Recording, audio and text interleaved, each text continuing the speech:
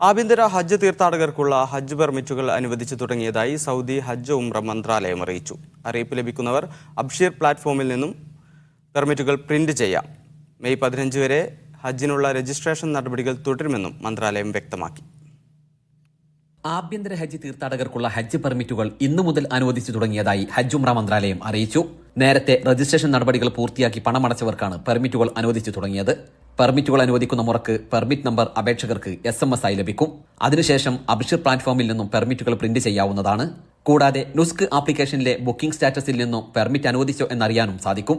അതേസമയം ആഭ്യന്തര തീർത്ഥാടകർക്കുള്ള ഹജ്ജ് രജിസ്ട്രേഷൻ അവസാനിപ്പിച്ചിട്ടില്ലെന്നും സീറ്റുകളുടെ ലഭ്യതക്കനുസരിച്ച് മെയ് 15 വരെ രജിസ്ട്രേഷൻ തുടരുമെന്നും മന്ത്രാലയം വ്യക്തമാക്കി. നേരത്തെ ഹജ്ജ് ചെയ്തിട്ടില്ലാത്തവർക്കാണ് പരിഗണന. 4000 റിയാൽ, 8100 റിയാൽ, 10400 റിയാൽ, 13200 റിയാൽ എന്നിങ്ങനെ 4 പാക്കേജുകളാണുള്ളത്. മക്കയിലെത്താനുള്ള ഗതാഗത സേവനം ഇതിൽ ഉൾപ്പെടുത്തിയിട്ടില്ല. ഹജ്ജിന് അനുമതി ലഭിക്കുന്നവർ COVID-19 വാക്സിൻ, ഇൻഫ്ലുവൻസ വാക്സിൻ, 5 വർഷത്തിനിടയിൽ 1 ഡോസ് മെനഞ്ചറ്റിസ് വാക്സിൻ എന്നിവ സ്വീകരിച്ചുവെന്ന് ഉറപ്പാക്കണമെന്നും മന്ത്രാലയം അറിയിച്ചു. Gafoor Kondotty, media 1, Jeddah.